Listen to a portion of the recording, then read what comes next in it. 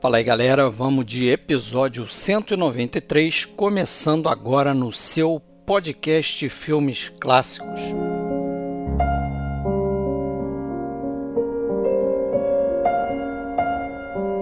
Hoje o assunto aqui será a carreira de Douglas Sirk. Iremos falar principalmente de 3 filmes: Sublime Obsessão, Tudo que o Céu Permite e Palavras ao Vento. E no final a gente fala um pouquinho também de Imitação da Vida, certamente 4 dos seus grandes filmes.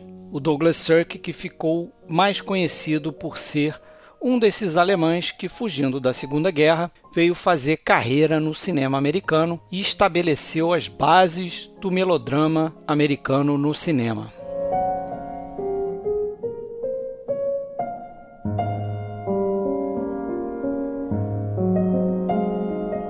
Pessoal, se você quiser mais informações sobre o cast, acesse filmesclassicos.com.br.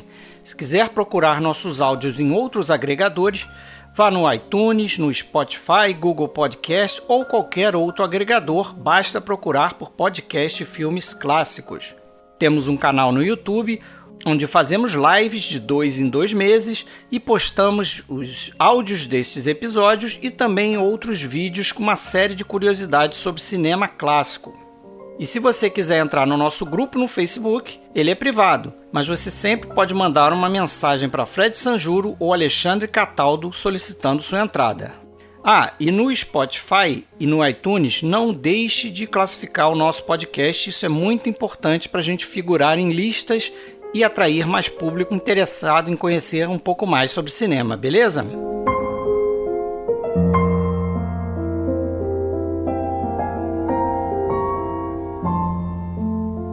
And I've always been trusting my audience to have imagination, otherwise they should stay out of the cinema.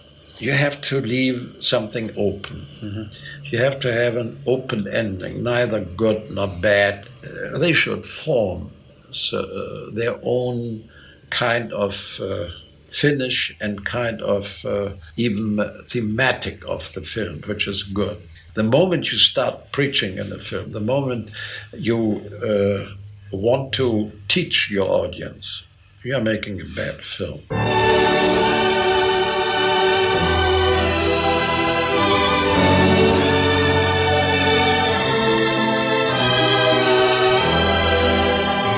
Vamos então, galera, fazer mais uma mini biografia Douglas Sirk agora no podcast. Eu, Fred Almeida, falando do chuvoso Rio de Janeiro. Fala aí, Alexandre, também está falando do Rio de Janeiro, tudo bem? Tudo bom, Fred? Sim, estou aqui mais uma vez visitando a nossa cidade, que com qualquer chuvinha já enche tudo. Isso, não é Rio. O Rio de Janeiro vira Rio de Nojeira. Rio de Nojeira, mas é Rio, tem uma razão, né? Eu sei Rio. Mas bem longe, livre desse riacho que tá aqui. No seco? Tá onde? Tá no seco? Tô no seco. Fábio Rockenbach, tudo bem? Tudo bem, Fred? Beleza, professor da Universidade de Passo Fundo. Tudo bem pra vocês? Fazia um tempinho que a gente não gravava. Fábio. Vamos lá. Vamos lá. Retomando aqui nossa colaboração. Mensageiro do Diabo foi a última, né? Foi, até não né? foi tanto tempo, né? Foi no final do ano passado. Final do ano. Estamos já quase no meio daqui a pouco. 2 meses sem vocês é uma eternidade. Opa! Então vamos lá, galera, falar do Douglas Sirk e aquela mini bio. Não sei se o Alexandre preparou alguma coisa. Uma coisinha ou outra eu sei complementar você pode comandar aí. Vamos lá, escrevi algumas palavrinhas aqui. Mas a gente vai fazer sobre Douglas Sirk ou sobre o Hans Detlef Sierck? Sierck. Pois é, Hans Detlef Sierck, né? Hans, não Klaus, né? Hans. Não Klaus, isso. Na trilha de comentários. A brincadeira que a gente tá fazendo é porque o cara é alemão. Nasceu na Alemanha, tinha um outro nome. Explica isso aí pra nós. Sim, esse é o nome de batismo dele, né? Mas na trilha de comentários que eu vi, o rapaz lá abria já a trilha dizendo que o nome dele era Klaus, né? Estranho. Mas acho que fez uma confusão, porque Klaus é o nome do filho dele, o único filho dele, que aí tem uma historinha, depois a gente pode falar aí. Mas ele nasceu em 1897, o IMDb coloca ele lá com 26 de abril de 1897. Eu já vi livro que deixa isso meio em dúvida, porque ele próprio dizia que ele nasceu em 1900, que ele seria um homem do século, do início do século, né? Então, mas o passaporte dele dizia 1897. Então vamos tomar esse ano aí. Nasceu em Hamburgo, né, na Alemanha, filho de dinamarqueses. Isso, o pai dele era jornalista, estudou na Universidade de Munique e depois na Universidade de Hamburgo. E ele fez direito, fez história da arte, né? Acho que história da arte ele acabou interrompendo na universidade, porque ele passou a se envolver muito com teatro. E aí começou a dar mais atenção ao que seria a profissão dele ali, trabalhar como dramaturgo e como diretor de teatro. De 23 a 29, ele foi diretor artístico da Companhia de Teatro em Bremen, e lá ele conheceu sua segunda esposa, Hilde Jari, que era uma atriz, né? Ele já havia casado com uma outra atriz, chamada Lydia Bricken, com quem ele teve esse seu único filho, que é o Klaus. Essa moça acabou entrando pro partido nazista, acabou conseguindo na corte lá de justiça que o Douglas Sirk ficasse impedido de ter contato com o filho, né? Isso porque ele tinha casado com essa mulher, essa Hilde Jari, que era judia. Então, você imagina o drama na vida do cara, né? Ele, a partir daquele momento ali, eu não sei em que ano foi isso, mas ele passou a não mais ver o filho, coisa que ele nunca mais fez, né? Ele não viu até o final da vida do filho. O filho acabou morrendo em 44. Isso, morreu com, acho que 18 anos, né? Durante a guerra. Não sei a idade, mas ele morreu lá, né, no fronte russo, de batalha, né? É uma história até, quando a gente for desenvolvendo aqui o podcast, né, a gente fala um pouquinho de um filme que diz muito sobre esse lance aí com o filho dele, e a gente avança mais um pouquinho. Eu só fazer uma parte, pelo que eu andei lendo, meu estudo para esse episódio foi o catálogo de uma mostra brasileira de filmes do Sirk. Eu achei bem interessante o catálogo e tal. E Banco do Brasil, né? Do Banco do Brasil, isso. É interessante que em todos os acontecimentos da vida pregressa, né, antes desse período que a gente vai destacar, eles sempre linkam com algo que viria a estar, vamos dizer, na vida do Sirk como diretor de cinema depois. E ele, segundo eles, esses cargos que ele assumiu de direção artística teatral, né? Ele começa, se eu não me engano, em Munique, depois você falou de Bremen, vai acabar em Leipzig. Foram momentos em que ele daí aprendeu, como artista, né, que tinha que fazer concessões, né? Aquele famoso binômio, né, de qualquer artista, né, entre arte pura e algo que seja rentável, que dê bilheteria, que venda. Então ele entendeu que não adiantava fazer só o que tinha vontade se não fosse atrair público, recompor o caixa das companhias, essa coisa toda. Foi esperto, ele aprendeu bem. Que é o que a gente vai ver ele fazendo mais à frente, né? Filmes, às vezes, que ele próprio admitia que eram roteiros de segunda categoria, de escritores menores e tal, mas que ele estava interessado em como filmar aquilo. Entre 29 e 33 ele foi diretor do Teatro Altes em Leipzig, como você falou aí, e é uma função que ele acabou abandonando para ingressar na UFA, porque ele viu ali que a pressão do partido nazista em cima do teatro começou a ficar muito grande. Ele também conta numa entrevista que ele começou a pensar, de repente vai ter um momento aqui que eu vou ter que fugir para os Estados Unidos, e nos Estados Unidos eu posso me virar muito melhor se eu for um diretor de cinema, né? Dificilmente o pessoal estaria acolhendo ali um diretor de teatro. Então ele via com bons olhos passar para a UFA, né, que era um grande estúdio do período ali na Alemanha. E ali na UFA ele começou dirigindo alguns curtas. De 35 a 37 ele fez 9 longas-metragens, sendo que os mais importantes foram Abril, né, o primeiro longa-metragem dele em 35, o Pilares da Sociedade, também de 35, foi um filme no qual ele foi notado como diretor pela primeira vez, e Nona Sinfonia, Últimos Acordes, de 36, que foi um melodrama, você vê já aí um melodrama, de enorme sucesso para a UFA, e ambos os filmes, né, como os 9. Ele considera esse como o primeiro melodrama dele, o Nona Sinfonia, né? Isso, Chulassacor, acho que é o nome. Inclusive eu vi só a cena inicial desse filme, porque o catálogo destacava ela como algo incomum para a época. O filme abre com um suicídio no Central Park, em Nova York, né? Então, e esses filmes iniciais dele, acabei não conseguindo ver nenhum na íntegra, mas eles todos já têm algumas características, segundo, né, os críticos, que viriam, além da questão do melodrama. Tem esse que você citou, o filme dos Pilares da Sociedade. É um filme em que ele mostra já uma certa atração pela coisa americana, tem uma parte até meio de western ali. Tem filmes em que a personagem feminina é destacada, né, como os filmes ali de 37. E só queria voltar uma coisinha antes ainda na parte de Leipzig, lá do teatro. Eu achei muito interessante uma informação que eu li, não sei se vocês chegaram nessa informação, mas ele, não que ele fosse um diretor assim, que nem no teatro, nem no cinema, que vá fazer filmes com forte contexto político, nada disso, mas alguma crítica social, mas sempre tem. E ele chegou a dirigir uma peça em Leipzig chamada Em Nome do Povo, que era um texto sobre o processo do saque Vanzetti, lá nos Estados Unidos. Interessante, eu achei isso aí, né? Que, então, aquela questão libertária, crítica da justiça americana, do erro judiciário. Pô, ele dirigiu uma peça com essa temática, porra, em pleno... ainda não tinha sido a ascensão do nazismo, né? Foi em 33, ali eu acho que era virada para os anos 30. Mas, de qualquer forma, é um cara assim que você vê que já tem uma tendência, né, a trazer temas assim mais contestadores e tal. E ele dizia que ele era um diretor de teatro de esquerda, e as pessoas sabiam disso, né? E ainda casado com uma judia, realmente o negócio para ele estava na alça de mira, começar a ficar feio, né?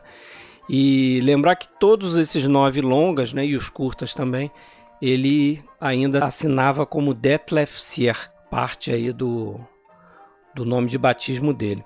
O último filme dele para a UFA foi o La Rabaneira, de 1937, e ali em 1937 ele arrumou uma desculpa perfeita. Ele conseguiu tirar um passaporte para deixar a Alemanha sob um falso pretexto de procurar locações na Espanha.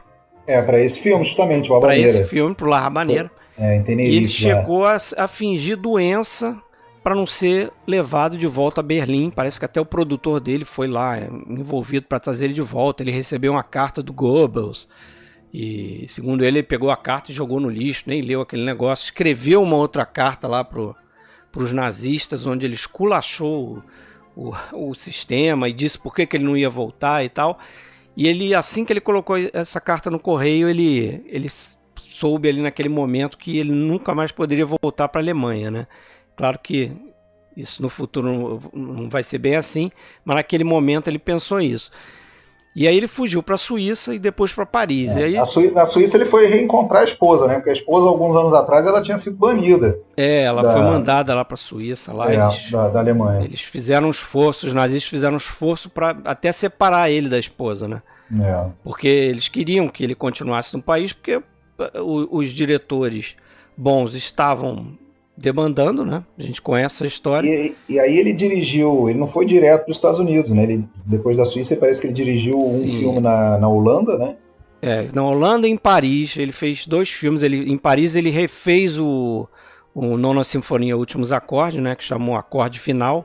É verdade. E aí recebeu um convite da Warner, não foi isso? Em 1939 ele recebeu um convite da Warner, porque a Warner queria que ele refilmasse o filme que ele fez na Alemanha lá, Recomeça a Vida, de 1937. Acabou que essa filmagem não saiu do papel. Porque era uma época de cancelamento, né? Por conta da guerra iminente ali, os Estados Unidos estava começando a dar uma podada no pessoal de origem alemã e tudo, né? Então... mas convenhamos, né? Ele ficou sem emprego.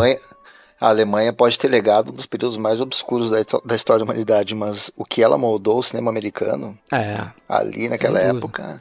Eu arrisco a dizer que a gente talvez não tivesse Douglas Sirk, diretor de cinema. Ou ia ser um diretor diferente que a gente talvez não conhecesse, porque de repente ele ia ficar lá na Alemanha e tal. Porque ele não me parece o tipo de diretor que, como eu expliquei aí, ele não era tão apaixonado assim pelo cinema. Acho que o negócio dele era ser diretor de teatro mesmo, né? Ele até diz que ele não era cinéfilo, ele viu filmes, claro, mas não era... Foi bem isso que você falou, ele viu...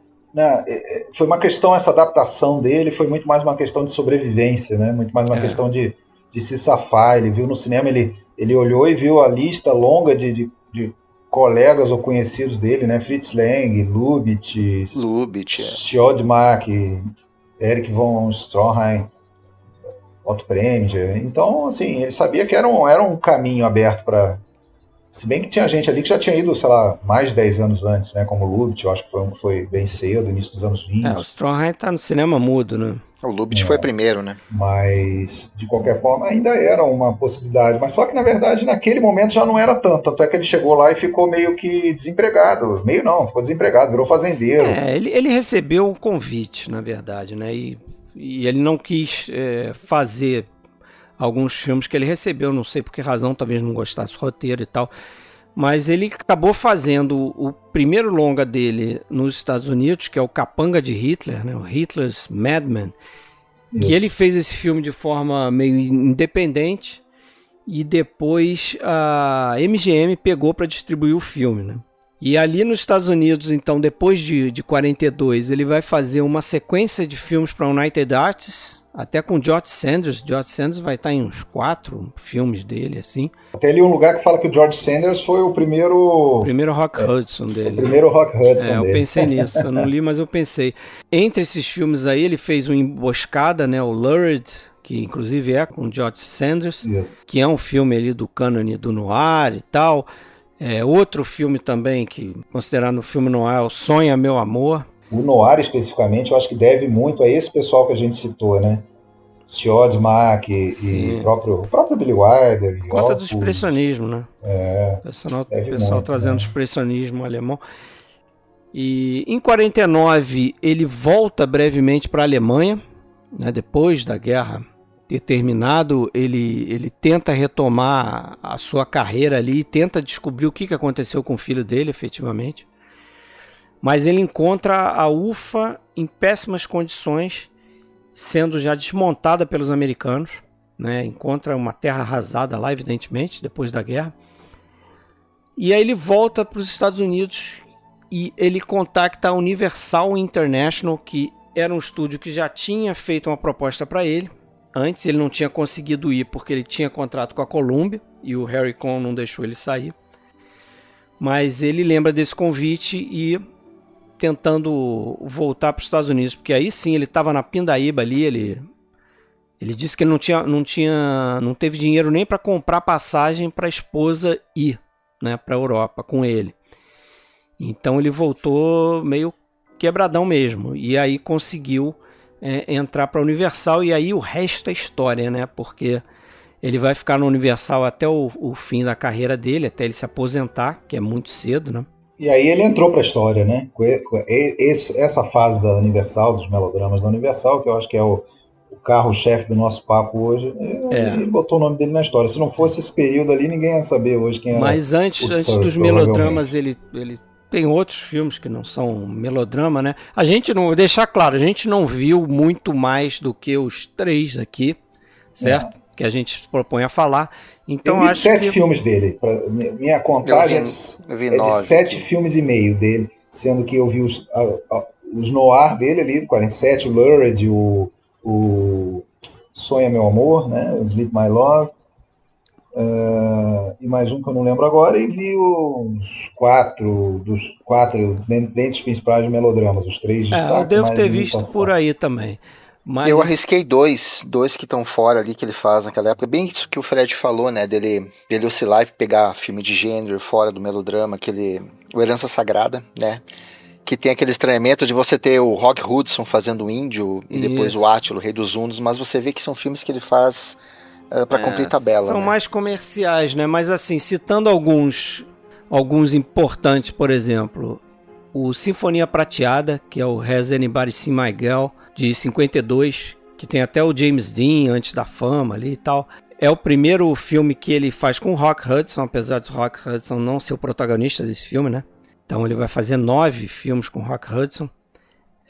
O primeiro que ele é protagonista é justamente esse que você falou, né? Qual é o nome em português? O Herança Sagrada. Herança Sagrada. Taza, o filho de Cochise, não é isso? Em inglês. Son of Cochise e tal. Rock Hudson de índio, incrível. E o Sinfonia Prateada também tem um lance interessante, que é o primeiro filme dele em Technicolor, né? Já que ele vai ser um diretor que vai usar as cores do Technicolor de forma muito interessante junto com o fotógrafo dele, né? O Russell Mary, que ele conhece em outro filme desses aí do início, na Universal, que foi o Mulher de Fogo, Take Me to Town, de 53. Um filme com a Ann Sheridan, com Stellan Hayden, e ali ele trabalha com o Russell Mary como diretor de fotografia pela primeira vez, e com o Ross Hunter, que vai ser um produtor também importante nessa trajetória dele na Universal. O que eu tinha lido é que o próprio Ross Hunter, o produtor, ele não queria que o Sirk ficasse rotulado como diretor de melodrama, então ele inseria ali alguns filmes de gênero no meio, né, como esse próprio Sangue Rebelde, o Átila, né, filmes meio nada a ver para o que a gente conhece como principal do Sirk. Mas é aquilo que o Sirk dizia, né, que uma história menor, tem até uma citação dele aqui, né, uma história menor é o melhor material cinematográfico. Mesmo no teatro, não é a história que conta acima de tudo, é a linguagem que conta. A linguagem no cinema é substituída pela câmera e pela montagem. É preciso escrever com a câmera. Ele tinha dessas, né? O que realmente eu acho que procede, né? Vai muito naquela coisa, né? Até trazendo para o lado do espectador, quando o cara fala assim, não, eu não gosto desse filme, dessa história. Tá, você pode até não gostar da história, mas o filme pode ser bom ainda assim. O filme pode ser bem contado, bem filmado, um bom trabalho de câmera, né? Uma boa composição, mise-en-scène, enfim. Corroborando com isso, Alexandre, o Hunter que tu comentou, ele era controlador também ao ponto de ele querer que as histórias que ele filmava tivessem sempre um final que fosse de agrado do público, né? Algo que o Sirk, em muitas ocasiões, ele era contrário. Ele não prezava por essa coisa, não. Final feliz nem sempre é o final correto para o filme. A gente até pode falar disso depois, lá no Tudo que o Céu Permite, que é um dos casos que ele meio que fez a contragosto, né? Um final para agradar o Hunter. Pois é. Vamos começar a falar então aí do primeiro aí dos 3, né? Que é de 54, Sublime Obsessão, Magnificent Obsession. What you say you want to do is the best news that anyone could tell me. But I warn you, the investment of one's life in others, and the alignment of oneself with the forces that lead up and on. This does not come cheap. I don't expect it to be. Once you go into it, you're bound. Never be able to give it up. You'll find this furnishes your motive power. It will obsess you. Believe me, it'll be a magnificent obsession. Que é um filme que de cara assim, ele quando você vê o Douglas Sirk falando numa entrevista sobre esse filme, ele fala como ele desgostou dessa história, né?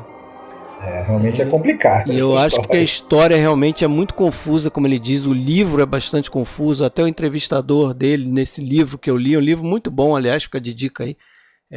Eu não li o livro todo, mas eu conheço a série. Cirque on Cirque. Cirque by Cirque. É uma série que tem o Hawks by Hawks, on Hawks, né?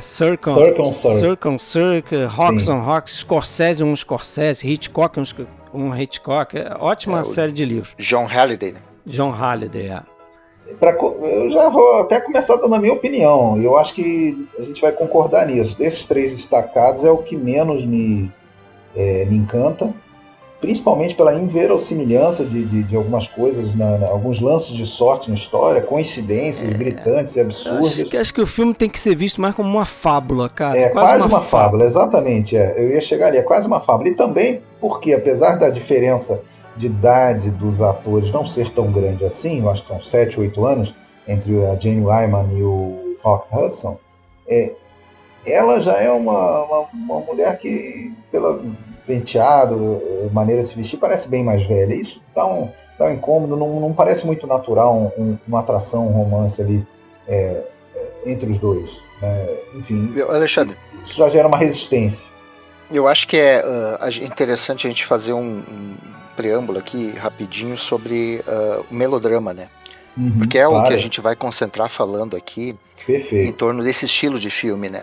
Porque se a gente parar para pensar ali, o que a gente conhece como as novelas, elas são, na verdade, versões amplificadas do melodrama, né? O que a gente vê em 120 capítulos de uma novela brasileira, você pega desde os anos 70, 80, é o que a gente vê concentrado aqui em 90 minutos. E é aquele cinema em que tudo é dramático ao excesso, o ambiente doméstico é o grande foco das ações.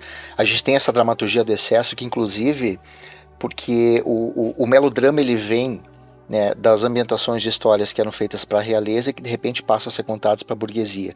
E aí tem uma coisa muito interessante que eu acho que inclusive está no catálogo.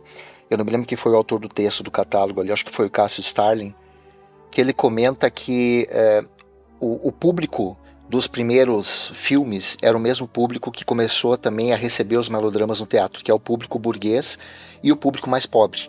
E aí a gente passa a ter aquele excesso que é típico do cinema mudo também, né, dos gestos, etc e tal, mas que ele vai ser amplificado, uma linguagem também vai permanecer depois. Então tudo, a ênfase no gestual, né, da questão populesca e a ambientação doméstica, ou seja, não são mais histórias da riqueza, da realeza que estão sendo contadas, são as histórias de pessoas comuns, das suas casas, dos seus dramas do dia a dia. Até na semântica do termo, né, melodrama, se não me engano, me corrijam se eu estiver errado, mas tem a ver também com o uso da música. Né? Exatamente. O uso da música sempre exagerada, aquela música que quer fazer você chorar, que quer fazer você se emocionar. A música quer indicar como você vai se sentir, né, naquela cena. E o Sirk falava isso, né? Ele falava que quando ele veio para os Estados Unidos e ele tomou mais esse contato com o melodrama americano, que ele via justamente dessa forma, um pouco diferente, né? Que não só essa amplificação do drama, mas as pessoas se esqueciam que melo justamente é a música, a música no drama, né? O drama com a música, e você vê isso claramente em diversas passagens dos filmes. Eu acho legal a gente pontuar uma coisa que também ali que o Luiz Carlos Oliveira Jr. fala, que a gente tem naquela época o cinema da ação, em que tudo acontece naquilo que é visível. Ele cita o Hawks como cineasta do que a gente enxerga na tela, e aí ele vai citar o Tourneur, o Hitchcock, o De Sirk, como o diretor que vai focar naquilo que a gente não vê, aquilo que não é aparente, aquilo que é da alma, né? E aí que eu acho bacana o próprio Sirk falar que ele que ele se assustava em ver como muitos críticos conseguiam ver no filme dele uma busca pela realidade. Ele dava risada disso, que as pessoas estão buscando verossimilhança e realismo em algo que não é realista. Eu não quero que ele seja realista. E aí eu acho que é a primeira dica para a gente quebrar nosso estranhamento para ver um filme desses, né? O que nem sempre é fácil. Por exemplo, o Alexandre falou da dificuldade de ver o Sublime Obsessão. Eu hoje, sabendo como é que é o melodrama, eu tenho dificuldade em ver aquelas coisas acontecendo naquela velocidade ou na maneira como tudo é colocado. E se tu não conseguir entender que a rapidez com que as pessoas mudam de sentimentos, mudam de opiniões e como elas se apaixonam, em um dia você se apaixona, você casa, você viaja lua de mel e você briga, porque tudo tem que ser muito intenso e muito rápido. Mas se você ligar essa chavinha do melodrama aí, se você olhar, porque eu passei a ver esse filme, voltando para o filme em questão, mais como uma fábula mesmo, porque ele tem essa coisa ali no roteiro dele, na história dele, que é essa questão de ter uma morte, né? Alguém precisa morrer para o outro substituir ele, né? E a gente nunca vê a vida. Dele, a gente, né? Não vê, propositalmente, a gente não vê o homem que morre lá, o marido, né, da personagem da Jane Wyman, que morre no início do filme, mas a gente sabe que foi por conta de um desfibrilador lá, né, que passa de um lado para o outro, né? Eles pegam lá da casa do cara no momento que o cara estava precisando, sem saber, evidentemente, para atender um acidente que aconteceu com o personagem do Rock Hudson. Mas o filme tem toda essa questão aí desse lado meio espiritual, né? Que tem um personagem ali do Otto Kruger, que vira uma espécie de mentor espiritual do Rock Hudson, né? E explicador do título, né? Porque ele repete ao longo do filme várias vezes Magnificent Obsession. Isso. Vocês entenderam o título, o que significa? Agora vocês entenderam? Mas parece que essa fábula, é aí que eu queria chegar, parece que essa fábula é contada justamente para defender essa ideia que meio espírita, não é nem tanto religiosa que tem no filme, porque ele não tem essa carga de cristianismo, de catolicismo e tal. Não é uma coisa muito, eu não percebi assim, muito religiosa, entendeu? Parece mais uma questão de filosofia de vida, né? Alguém falou até em cientologia já. Até porque tem eu acho que a grande sacada do filme, bom, não só nesse filme, mas eu acho que nesse, com certeza, muito mais, os personagens do Sir costumam ser muito estereotipados, né? A mocinha totalmente boa, ou a totalmente malvado, e a grande coisa desse filme é justamente essa evolução, né, de personalidade do milionário lá do Rock Hudson, né, que a gente começa o filme, só tem uma palavra para definir aquele cara, é um babaca. Aquele cara é um babaca que fica apostando corrida de lancha e mata gente por isso, e depois ele vai se convertendo em alguém abnegado, alguém que se dedica. Ele vai meio que se convertendo no marido dela que ele acabou matando, né? Inclusive incluindo a volta dele para concluir o curso de medicina, e ele vai, né? Que vai ser usado para salvar a vida dela, né?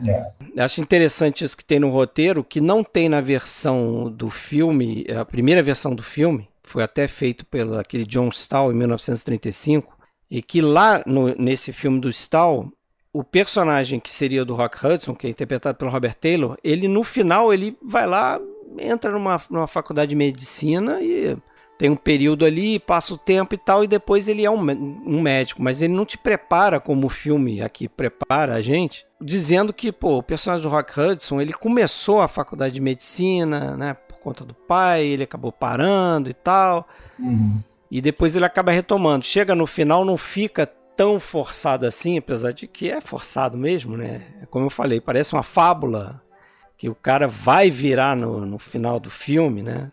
Ele vai virar um médico e vai acabar salvando a mulher que ele ama, né? Inclusive, acho que tem um negócio legal, que foi isso que eu falei. Ele acaba... o marido dela era um médico que era dono do hospital lá, né? Era o gestor do hospital.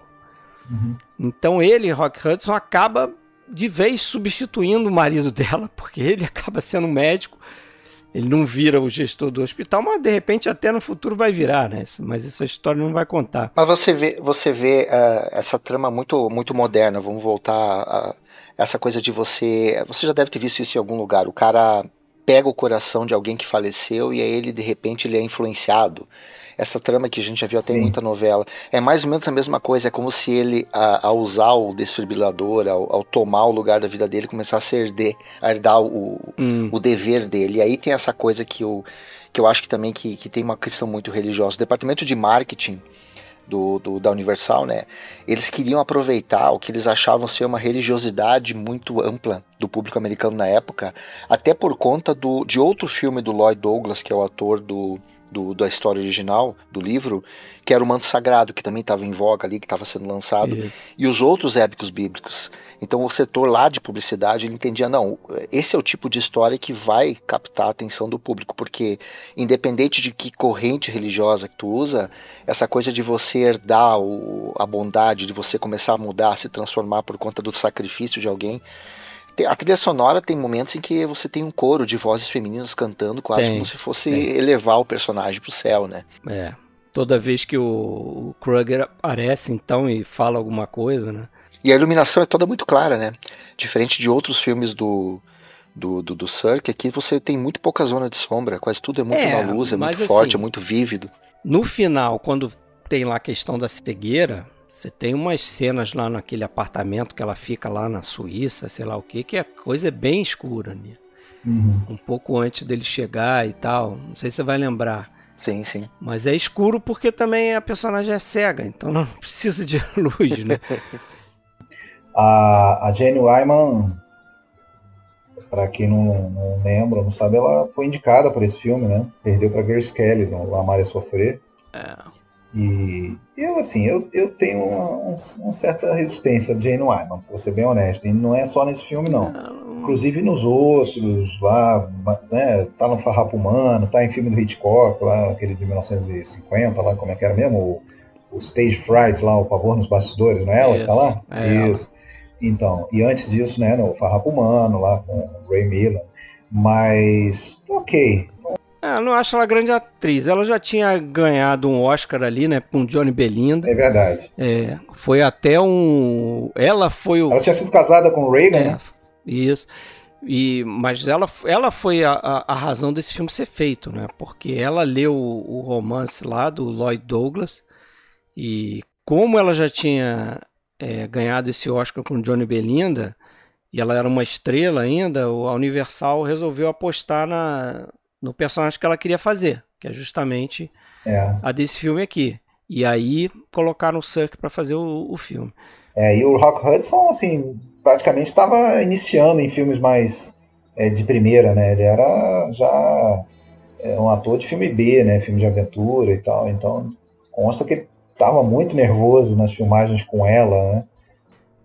Mas ela acaba fazendo algo parecido com o que é feito no filme ali pelo personagem do Otto Kruger, né? Que o Rock Hudson, depois de um tempo, ele encontrou ela de novo, não sei nem se foi na filmagem do Tudo que o Céu Permite, foi lá falar com ela, pô, legal, você foi muito legal comigo quando você não precisava ser, né? Eu era um ator iniciante ali, pô, tu me deu o maior apoio e tal, eu gosto muito de você por causa disso e tal. E ela falou, cara, fizeram isso comigo, eu fiz com você e agora cabe a você fazer com outra pessoa. Quer dizer, ela meio que pegou a história do filme, né? Essa coisa que eu falei aí, que é a filosofia do Dr. Phillips no filme. Sabe que tem uma manchinha na biografia da Jane Wyman, né? Quer dizer, manchinhas dependendo do lado político de cada um, mas consta que ela era uma informantezinha lá do FBI, lá na época lá isso. Mas acho que só veio à tona muito depois.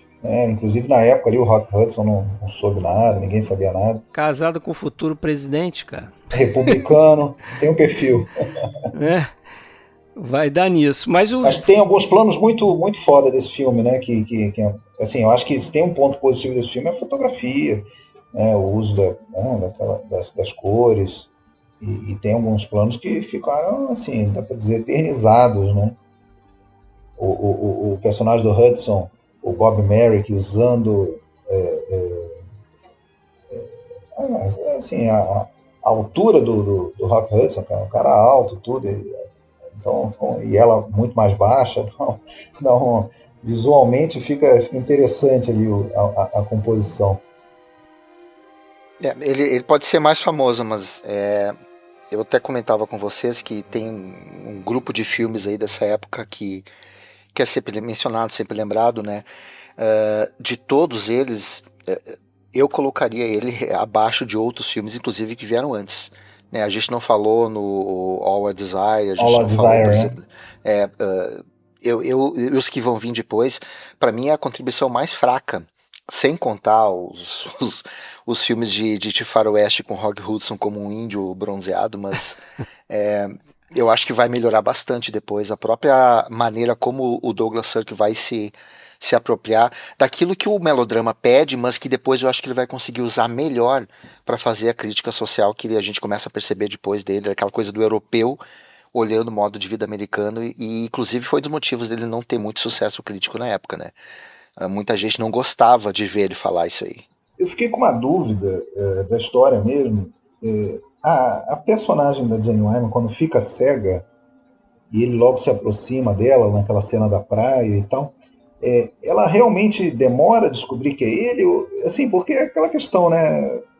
Pelo menos pelo que se diz, a pessoa que tem a deficiência visual desenvolve outros sentidos, então pela voz, né? Pela voz ela deveria talvez reconhecer já de imediato. Mas aí vem a fábula, né? Aí vem a fábula, né? Você tem que acreditar para embarcar. E aí mais pra frente, meio que assim, de uma hora para outra, ela confessa que já sabia. Não sei precisar o momento que ela que ela descobriu. Realmente teve certeza, mas há quem diga, na trilha de comentários que eu vi, o crítico lá, ele fala que nessa cena da praia já tem uma indicaçãozinha que você pode pensar assim, Pelas expressões dela, né? Ela sabe que é ele, mas ela tá embarcando na aventura ali, né? Vamos ver o que aconteceu com ele. Quais são as intenções reais dele, né? Porque é aquilo que você falou, a primeira intenção dele, aí que tá, isso não me atrapalhou no filme, essa questão dele ser mais novo do que ela e tal, porque ele me parece aquele tipo de cara que é o playboy, passou uma mulher bonita na frente dele, ele vai dar em cima, ele deu em cima dela pela primeira vez, né? Depois ali naquele carro, quando ele tá fugindo do hospital, no carro dela, ele tenta se aproximar dela, depois ele percebe que ela é a viúva lá do Dr. Phillips, ele recua um pouco, mas depois ele vai continuar insistindo, né, naquele mesmo padrão de, olha, sou gostoso pra caramba, vou me impor aqui e vou pegar ela. E aí ele começa a mudar. Com o tempo, você percebe que esse sentimento dele, que não parece não ser real, parece que começa a mudar e ele começa a ver ela de outra forma, né? Sim. O fato também dele ser responsável indiretamente pela morte do marido e pela cegueira dela, né? Que é um negócio também, é o ápice do melodrama ali pra mim, ela cair no chão. Ela cair no chão, abrindo a porta para fugir dele naquele táxi e né? Vem o carro e vem a música subindo. Depois a gente sabe que ela ficou cega e tal. Podia ficar surda também com aquela música que sobe. Podia, mas ela já tinha ficado no Johnny e Belinda, ela já tinha feito uma surda muda. É verdade. Então, aqui ela ficou só cega, né? Realmente aí deixa de ser uma atração, nesse momento parece que deixa de ser uma atração homem e mulher, parece ser quase uma questão de uma missão de vida. Né? O quanto isso influenciou, né? Essa questão dele querer fazer alguma coisa por ela e acabar se envolvendo de verdade, né? É algo que você pode se perguntar também. Mas vocês querem passar pro outro? Podemos seguir. No mesmo ano ele vai fazer o Átilo, Rei dos Undos, para depois seguir viagem no que ele gosta, né? É estranho isso. O cara sai do A, vai pro B, depois ele volta pro A. Ele fez outro filme com o Rock Hudson também, chamado Sangue Rebelde, o Captain Lightfoot. Só lembrando que alguns, né, diretores sempre reportaram, a gente vai comentar com certeza em outros filmes, reportaram a influência do Sirk no cinema deles, né? E aqui no Magnificent Obsession, uma diretora aí, né, oscarizada que cita muito é a Catherine Bigelow, né? Ela cita a influência desse filme específico. Tem influência aí no próprio cinema alemão, né? O cinema do Fassbinder. O próprio Scorsese também. Fassbinder fala umas coisas muito legais e bacana, a gente menciona depois isso, como o Sirk comenta o que o Fassbinder comenta dele. Eu sempre acho muito legal ver esses diálogos entre diretores, quando um saca coisas do outro e o outro diz, não, é isso mesmo, cara, pegou, era exatamente o que eu queria dizer. E o Fassbinder, ele foi ator do Sirk no último curta dele lá, né? Aquele Bourbon Street Blues. O Fassbinder faz um papel ali na coisa, né? E a gente podia citar muitos outros, né? O próprio Almodóvar, eu vejo bastante coisa do Todd Haynes, é um que é citado. Agora, tem um cara anterior um pouquinho, que a gente até comentou em off, que também pode ser colocado aí numa disputa, na final, pela disputa do rei do melodrama, eu acho que seria o Sirk com o senhor Mikio Naruse, né? O japonês, que a gente já fez um podcast sobre ele. E o cara também era bom em fazer chorar, né? O próprio John Stahl, se você ficar só nos Estados Unidos... É verdade. Aquele John M. Stahl... Que inclusive ele refilmou não só o que você já citou, né? E o Imitação da Vida também. Imitação da Vida. Mas o John M. Stahl tem o Amar Foi Minha Ruína, né? Aquele filme com a Jean Tierney, com Vincent Price. Aquilo é um melodrama também, né? É um melodrama. É um filme no ar, mas tem muito de melodrama ali. Tem uma cena que ela cai da escada. Amar Foi Minha Ruína, eu me lembrei dele bastante ao rever esses filmes do Sirk. Até pelo uso das cores também, né? Um filme que as cores explodem. E os lances de sorte, essa coisa, né? Mas em 55, então, ele faz o que pra mim é o melhor filme dele. Não sei se... Pra mim é o melhor filme dele. Pra mim é um dos melhores filmes Vocês dos anos concordam? 50. Tudo que o céu permite. Can't you see it's impossible? No. This is the only thing that matters. No, there are other things that matter. The children. How could I ask them to give up their home? Home is where you are, Carrie. But the kind of life you lead, I don't know that life, and how could I make sure it would work out? You can't, Carrie. You can't. Don't you see I'd be turning my back on everything I've ever known? Ron, isn't it enough that we love each other? No, Carrie. It isn't. It isn't enough for either of us. You're running away from something important because you're afraid. Afraid? Mm-hmm. Of what? Many things. Perhaps you're right. Que eu acho, cara, um filme que... Eu acho que ele consegue nesse filme colocar muito do simbolismo que ele gosta de usar, né? Ele fala isso um pouco do Sublime Obsessão, que nesse o Sublime Obsessão ele começa a colocar um pouco das coisas que ele gosta ali, os espelhos, ele fala as minhas estátuas, os meus simbolismos, eu consigo colocar nesse filme. Só que eu acho que no Tudo que o Céu Permite isso é levado a outro nível, né? Só para citar um exemplo, a primeira vez que a gente vê os filhos dela a gente vê eles através de um reflexo do espelho, né? Vocês vão lembrar dessa cena? É verdade, lembro. Ela Tem tá muito se isso nesse maquiando, filme. ela olha para aquele galho que o personagem do Rock Hudson arranca no início do filme, mostra para ela que é a árvore chinesa lá, tal, que só cresce num lar onde tem o amor e tal. Ela olha para aquilo ali, ela olha para o espelho e vê os filhos entrando por trás dela. Aquilo Esse ali é filme bem eu reparei interessante. algumas coisas, além dessa dos espelhos, tem aquele biombo. Sabe qual é o biombo que eu tô Sim. falando? Que aparece em várias cenas. Sim. Tem duas cenas principais em que ele aparece com destaque. Inclusive no final, se eu não me engano, a última cena do filho no filme, que o filho tá atrás do biombo e ela na frente. É sempre com isso, sempre essa dualidade, né? Tem um que tá de cada lado, meio que algo separando eles, né? Tem as taças, né? Você tem aquele troféu que é do marido, que depois ela tira de cima da E lareira. o filho né? vai criticar ela E ao por mesmo isso. tempo você tem não é uma taça, mas é um pote Uhum. que ela descobre lá naquele celeiro lá que o personagem do Rock Hudson vai começar a Reformar. remodelar, né, para transformar numa casa. E ela descobre aquela porcelana lá chinesa, o que é aquilo. Uhum. Ela se interessa por aquilo e depois aquilo aparece montadinho porque ele descobre as peças e cola. Aquilo meio que simboliza a união dos dois, né? E depois ela quebra aquilo, quer dizer, o filme é cheio dessas coisas. Ali tem outra coisa interessante, tu falou do reflexo, né? Tem 2 ou 3 momentos que a gente vê ela pelo espelho, mas tem uma coisa bem interessante. Ela não tá se olhando no espelho. A gente enxerga ela. O único momento em que ela vai se olhar no reflexo é quando eles entregam aquela TV para ela, que é a TV que é outro para ela simbolismo. passar o tempo, né, que eles querem substituir. Ali ela olha para aquela tela desligada e ali é quando ela tá se enxergando.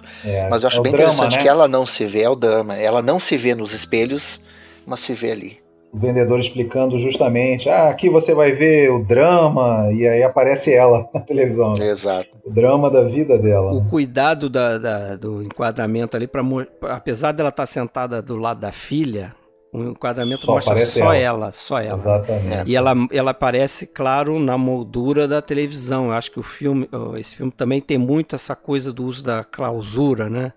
Desses quadros em volta dos personagens. Nesse lance da TV, a TV aparece no filme, não só quando a gente vê a TV, mas antes é falado da TV como se fosse um substituto, né, de uma vida amorosa, para preencher o seu tempo, para te distrair, né? Você é uma viúva, então você se conforma aí assistindo TV, não vai ficar correndo atrás de homem, não vai casar de novo. Enfim, tem uma certa crítica até, talvez, a TV como algo fútil, né? Algo, né? Mas é curioso, né? Porque esse tipo de filme, o melodrama como um todo, eu acho que, de certa forma, a era dele, a era de ouro dele, iria justamente acabar um pouco por causa da TV, né? Se você for pensar bem, o cinema mudou, né? Anos 60, a gente sabe muito bem disso, cinemas novos aí mundo afora, anos 60, e o que esse negócio do melodrama passou para a televisão, né? Passou para as novelas. Mas Então, ali naquele momento ele era está talvez cuspindo o auge, né? antecipadamente, ele está cuspindo antecipadamente num prato que vai ser importante para o melodrama Mas sobreviver, naquele né? momento era o auge ali da batalha entre cinema e televisão. Eu acho que até a televisão tá ali também para cumprir essa função, porque o que dizem é que muita gente se tocou ali quando viu aquela cena de que, porra, a televisão é meio que para isso mesmo, né? Para ocupar um espaço que você poderia estar usando para fazer outra coisa. Nesse filme tem uma mulher, uma atriz que eu adoro, que é a Agnes Moorehead, e ela, para mim, ela é a personagem talvez mais importante quase da história, porque a história é muito sobre a questão dessa hipocrisia, dos preconceitos sociais, né? De classe principalmente, né? No caso dele, que é um cara, é um trabalhador, né? É um cara jardineiro, né? E é engraçado que ela é a melhor amiga da personagem da Jane Wyman. E mesmo assim você vê que ela é meio que a mola mestra daquelas fofocas, daquele olhar julgador. Da comunidade. Tanto é que a gente é apresentado, né, o filme, a gente começa o filme vendo a torre da igreja, que é onde a comunidade se reúne, né? Da torre da igreja, a câmera vai levar a gente até a casa dela. A gente começa o filme já vendo essa noção de que dessa comunidade que controla, que opina, opinião alheia, etc e tal.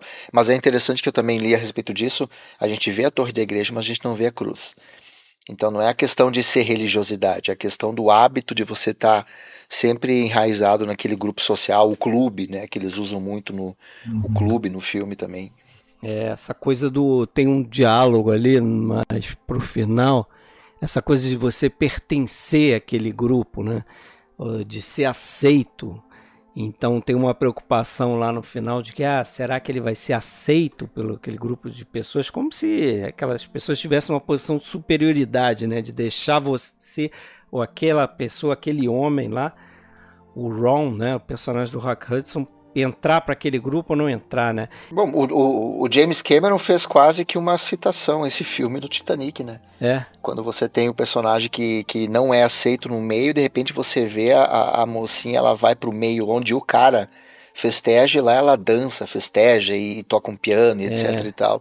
Aquele meio alegre, com cores muito quentes sempre, sabe? O cara sempre usando vermelho. Ali. Isso tem um contraste muito claro entre as festas, né? As duas festas ali que tem no filme. A festa Aquela no início, onde... na casa do amigo, né? Ela vai... Não, antes. Quando ela vai na festa lá da Socialite lá. Que ela vai de vermelho, né? Ela é meio agarrada por um cara lá e tal, que tá dando em cima dela. É verdade. E o contraste que é naquela festa que é propositalmente feita para ser a festa mais alegre do mundo, todo mundo se divertindo, né, dançando, não sei o que é na casa dos amigos lá do Rock Hudson. Mas nesse evento da festa, eu acho que tem uma cena ali que para mim tem uma chave ali do que é o filme, e o Sirk falava isso. Realmente que apesar de ter mostrado o livro, as pessoas não se tocaram na época.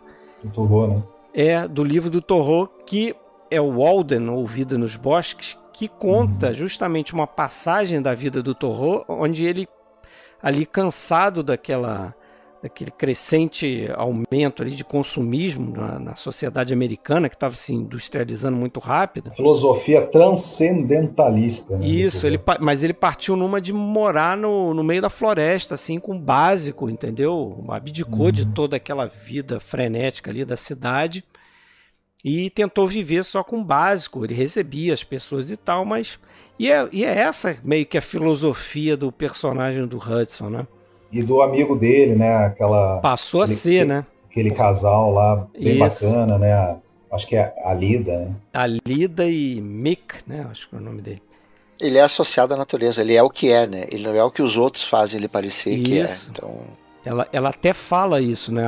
A personagem Jane Wyman pergunta pra ela, mas o Ron usa esse livro, né? Esse livro. Ele também leu esse livro? Não, ele não chegou a ler, mas ele só vivencia. Isso, ele não lê, não sei nem se ele leu, ele só vive aquilo ali, né? Então... Muito legal isso ali. É a base do filme mesmo, esse contraponto da hipocrisia da sociedade, né, urbana, da festa, contra a simplicidade. Até que a gente tem o oposto, né? Depois daquela festa a gente tem o cara mais velho com uma mulher muito mais nova, que a sociedade aceita de boas. Aliás, até como é até hoje, né? Mas ele faz questão de deixar bem claro esse Ali não é nem só a questão da idade, né, amigo? Também, mas principalmente a questão social, né? Afinal de contas, pô, o cara é jardineiro. E naquela festa, vamos dizer, de apresentação dele para os amigos, aquilo ali nossa, aquela cena ali é foda, né, cara? Porque é um ataque, né? É como se estivesse chegando, assim, um ser exótico, né? As pessoas pulam em cima do cara, assim, né? Com comentários, com deboche, com falta de respeito total. Você vê que as festas devem ser tão enfadonhas que quando tem uma coisa diferente dessas... Aí o cara vira o centro de atenções porque vai ser o foco da fofoca ali, né? Eles vão ter alguma coisa para fofocar finalmente e tal. É muito estranho aquilo ali realmente, né? E você vê que tem vários momentos ali que ele deixa a gente perceber como isso funciona na mente da personagem da Jane Wyman, né? Aquele plano que ele dá do carro... quando eles estão se preparando para ir para a festa, né? Saindo da casa dela, ela dá uma parada assim na sacada ali na varanda, olha, aí ele dá um plano do carro, aí você... Carro dele, né? Carro dele, aquele carro de... né? Carro de lenhador. De jardineiro e tal. Você, cara, tu sabe exatamente o que ela tá pensando ali. E ele percebe aquilo também, né? E pergunta para ela, isso é importante? Mas o meu já tá aqui. Aí ela fala, não deveria ser, né? Mas não precisa explicar o que ela pensou ali, né? É interessante. Pô, tem uma cena nesse filme que certamente vocês viram e perceberam, mas até anotei. Qual é o significado daquela cena? Eu não sei explicar o nome daquilo, mas diria que é policromático ali. Uma discussão dela com a filha, no quarto da filha. Ah, aquilo é muito Kate. Bom também. Verde, vermelho. Você vê um verdadeiro arco-íris ali na Tem uma cara janela dela, ali justificando aquela luz ali, ela fica mudando. Esse é trabalho do Russell Mary também, Technicolor. Muito bonito, assim, é um negócio Excelente. quase de sonho. Na primeira festa, né, ela tá toda de vermelho, aquela coisa que indica muita sexualidade, que ela ainda tá viva, etc e tal. E aí, é um livro que eu comentei com vocês hoje que analisa a questão de psicologia nos filmes do Douglas Sirk.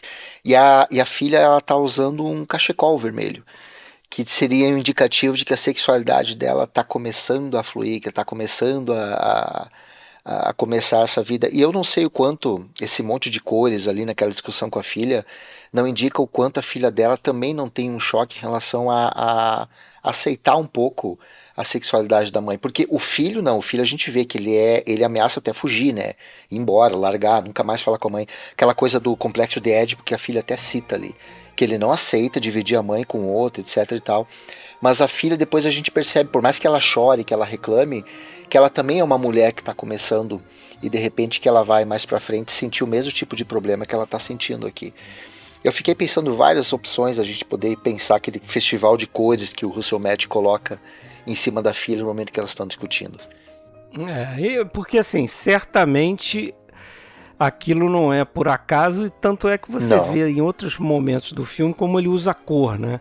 Essa questão do quente, azul do frio, e vermelho, né? né? É uma passagem clássica desse filme ali, naquele momento em que eles estão, ela está meio que se decidindo, né?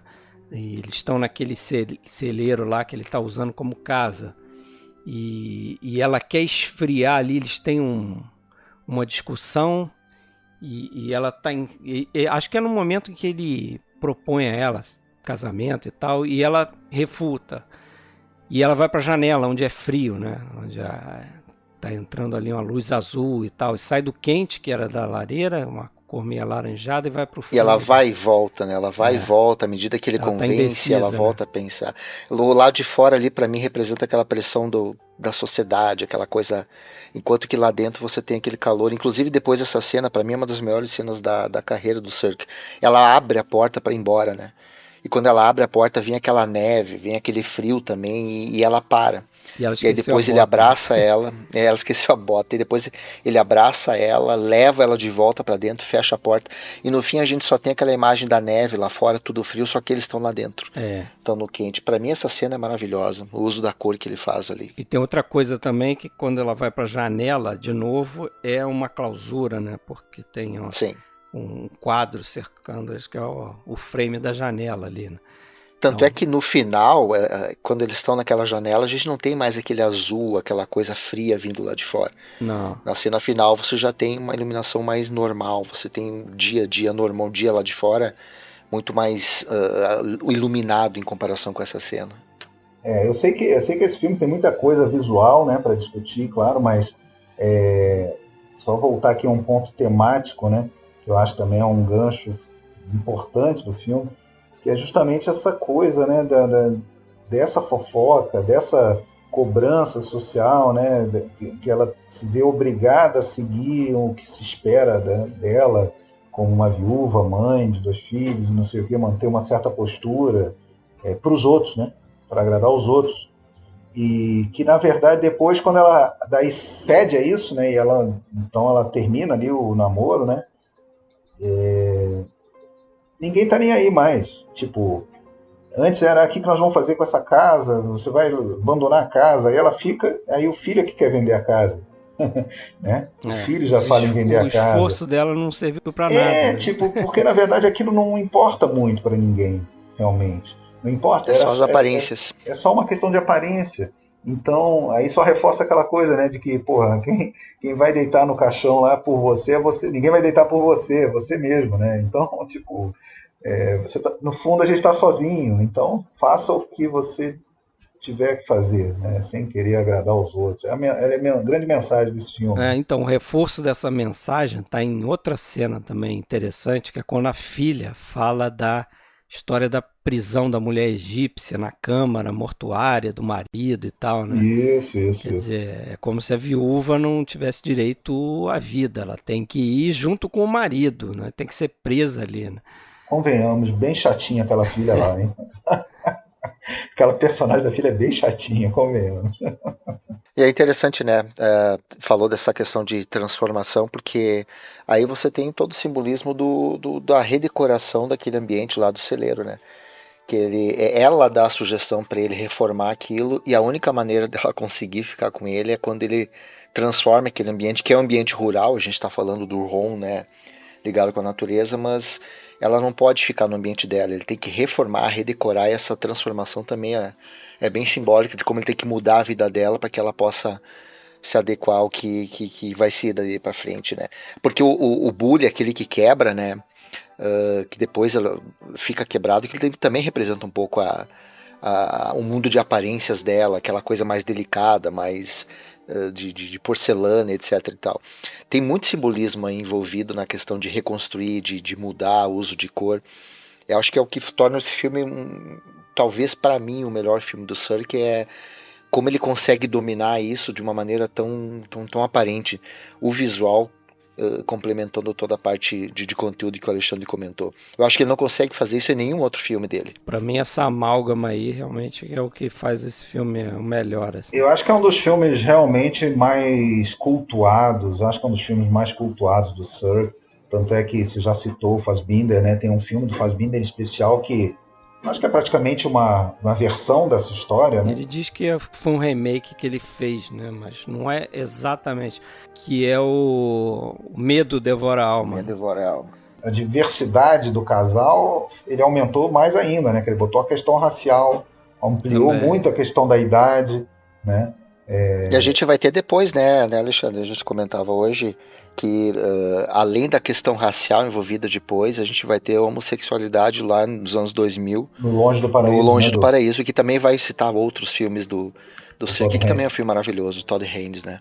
Isso. Tem uma frase do Fassbinder que eu acho muito legal, que resume muito esse filme e os outros filmes dele, quando ele comenta justamente tudo que o Senhor permite, que o Fassbinder diz assim: as pessoas não podem viver sozinhas, mas elas também não podem viver juntas. É isso que faz os filmes dele serem tão desesperados.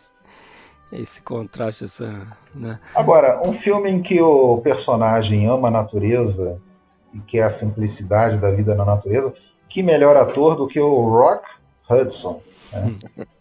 O nome com 2 elementos da natureza praticamente aí, né? A rocha e o rio Hudson. O rio. Enfim, bobagemzinha. Não, bobagemzinha, mas você deixa um gancho para eu falar uma coisa que o Douglas Sirk ele achava importante, que ele dizia que era muito importante no melodrama é que você tivesse pelo menos um personagem que fosse justamente uma rock, né? Fosse sólido, fosse um cara que você pudesse ancorar ali os seus pensamentos. É aquele cara que geralmente ama sem esperar nada em troca. Nesse filme aqui é o personagem do Rock Hudson. Eu diria que no filme do Sublime Obsessão é mais o personagem da Jane Wyman, né? É verdade. Enquanto ele tá nessa coisa de deixar de ser um playboy para virar um cara mais sério e tal.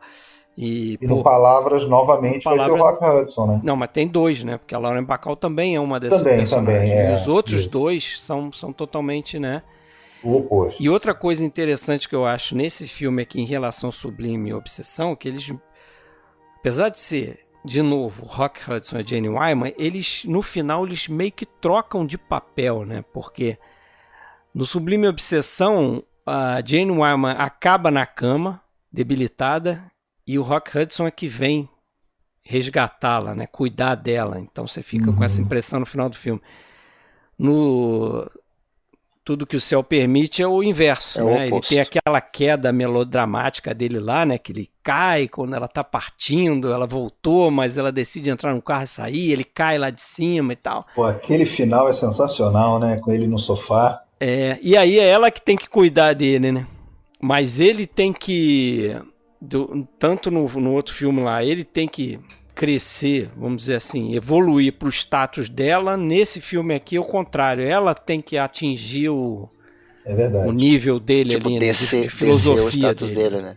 É o farol, né? O personagem farol. O curioso é que o filme ele se torna real, ele acontece por conta do sucesso do filme anterior, né? Apesar de ele ser bem maior, que eles queriam aproveitar o sucesso do Sublime Obsessão, trazer os dois de volta, e eles deram origem a um filme que para mim é bem superior. Eu também acho bem superior. Um ótimo acidente. Verdade. Digno de um melodrama, né? E tem outros melodramas no meio aí desse, antes do próximo? Tem o Chamas que Não Se Apagam, que eu acho maravilhoso. There's Always Tomorrow, né? Ele repete o casal do Pacto de Sangue, né? Isso. Até brinquei, chamei de Pacto de Sangue 2. Uhum. Tem o Nunca Deixei de Te Amar, que eu não sei se é um melodrama, talvez seja. Eu não vi. Também com Rock Hudson, também não vi. Qual que é esse, o título original? Nunca Deixei de Te Amar.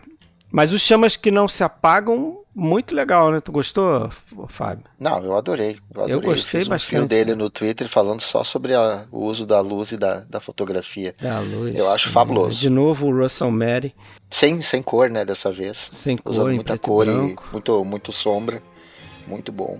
É um filme muito interessante, que ele te dá a impressão, né? E te passa... E aí que é uma coisa que é muito comum, que a gente vai ver inclusive no filme que a gente vai falar depois, que em vários filmes do Sir, que a aparência do pecado mais do que o pecado em si que está em jogo, né? O conflito sempre é feito de uma coisa que não é muito palpável, mas quando se pensa em algo que acontece, que dá um pecado, por exemplo, a gente não tem uma traição concretizada. Isso. Se é que você entende traição como realmente as duas pessoas ficarem juntas, aqui no Chama-se Não Se Apagam. A gente vai ter uma infidelidade que não acontece em termos práticos, tem potencial de acontecer depois, no momento Exato. Que você não imagina. É muito legal isso aí. Achei bem diferente isso no filme. Vale a pena ver isso também. Chamas que Não Se Apagam. E vai acontecendo palavras ao vento também, né? Uma infidelidade que não acontece, mas que de certa forma está acontecendo. Então é uma coisa muito dúbia ali. Isso. Vamos falar dele então, Palavras ao Vento. It's a happy occasion, isn't it? Unbelievable. Married a whole year and still sober. And still faithful. It can't last much longer. Don't sell Lucy short. There's only so much a woman can do, and no more. I speak from personal experience. With you. You know, you're remarkable. You've got your axe buried in Kyle's head and you're grinding it at the same time. I can think of much better things than making smart talk. Written on the Wind, 1956. Que é outra obra-prima para ele.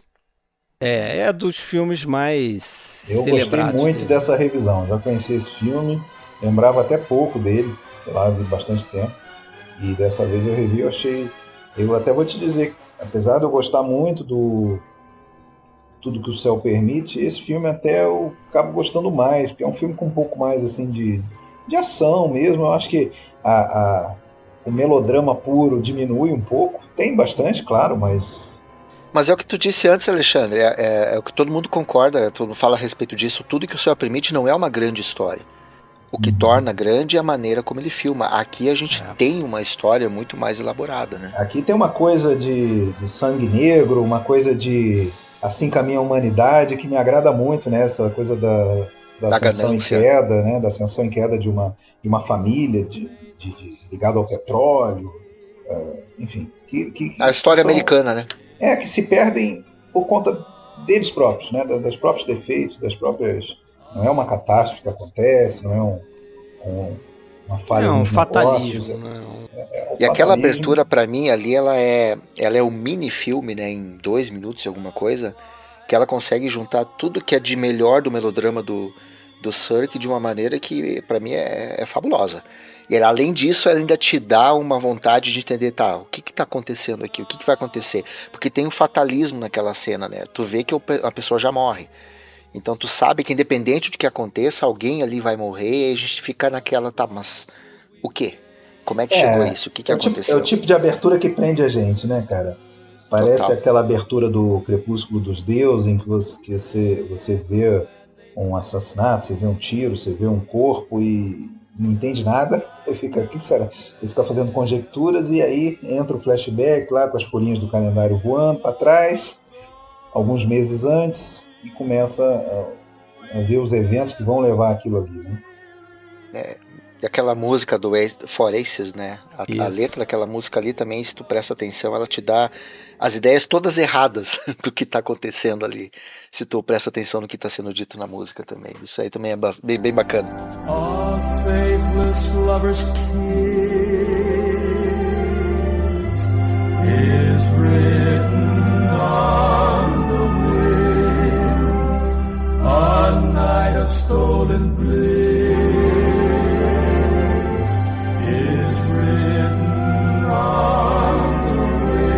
Que é a música cantada, né, durante os créditos, né?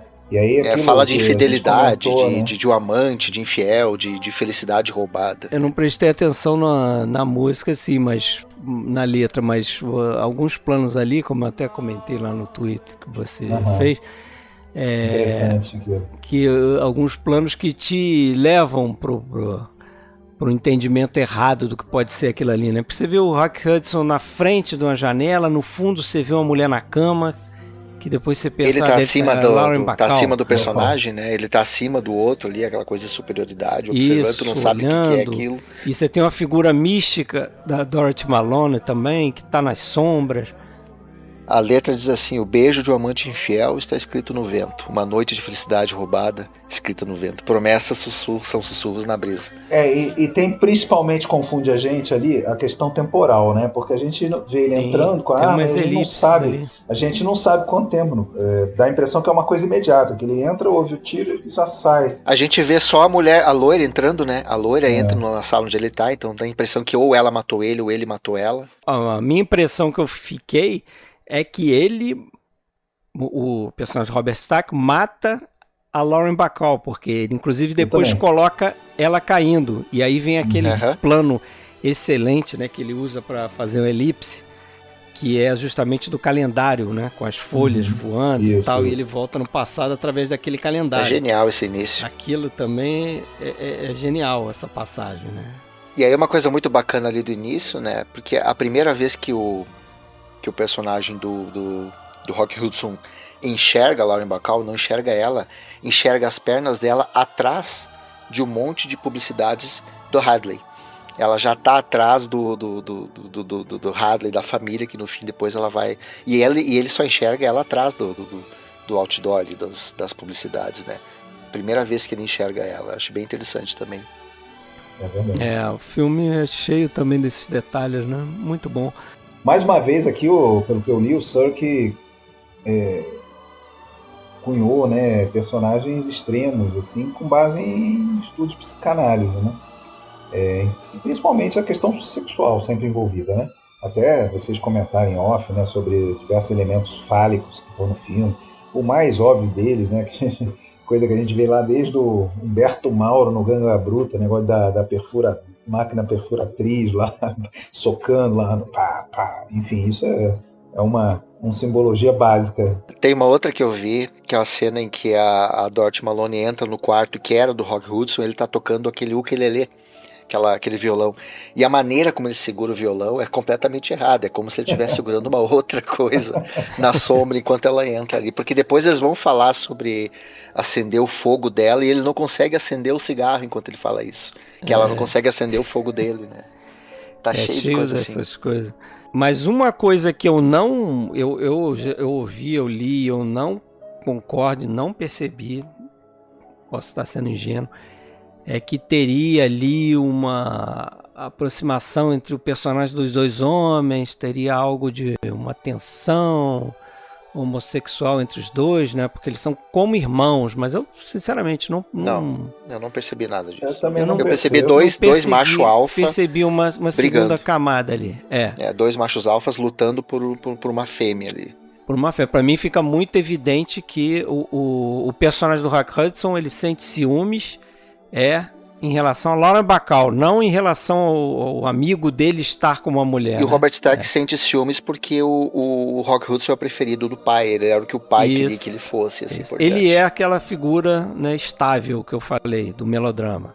Agora, uma coisa que me incomodou um pouquinho, não sei se eu deixei de perceber alguma coisa, mas me parece que a personagem da Lauren Bacall, ela cai muito fácil pelo Kyle Hadley. Ela se deixa encantar por ele. Então, eu li algumas coisas sobre isso. Até parece no início que ela meio que tem uma repulsa por ele, mas é um misto de repulsa, ao mesmo tempo uma certa atração, daí a pouco ela aceita entrar no avião, aceita ir e dar uma esticada em Miami Beach, daí a pouco ela entrou na onda do cara, mesmo parecendo repudiar o jeito dele, entendeu? Eu vi algumas coisas sobre isso, Alexandre, e é bem interessante porque eu não reparei, depois eu comecei a passar o filme para dar uma olhada e é verdade. A partir do momento que ela consegue, que ele fica com ela, a gente vai ter muita ênfase nela usando joias. Quando ela vai dormir, uma ênfase nas joias de brilhante no pescoço, na orelha. Quando o pai morre, a gente vê ela usando joias, ela bota a mão na frente, tem um anel de brilhante imenso no dedo, aquela coisa de que por mais que ela seja uma personagem centrada, com independência, existe esse conflito entre a independência dela, de ser uma mulher independente naquele tempo, e o apego que traz para ela a segurança do dinheiro, e ela não sabe lidar com isso. E realmente, se tu for ver depois que os dois se casam, a gente vai ter muitas cenas onde ela vai estar expondo de uma maneira bem perceptível joias no rosto, joias no pescoço e assim por diante. Eu acho que essa é uma maneira dele mostrar que essa opulência é o que atrai ela e não exatamente ele. Tanto é que quando o Rock Hudson e ela se declaram, eles fazem isso num beco todo sujo, sem nenhum tipo de opulência ao redor, é um ambiente sem cor, nada, é um beco escuro, né? É ali que eles acabam se declarando, longe do universo que ela está agora. A decepção que o personagem do Hudson tem com ela, no início que ele chega a falar isso, ou ela falar, eu acho que a expectativa é que estava errada sobre mim. Ele fala pro repórter, eu acho que é um pouco a minha também, entendeu? Que ele não sabe quem ela é.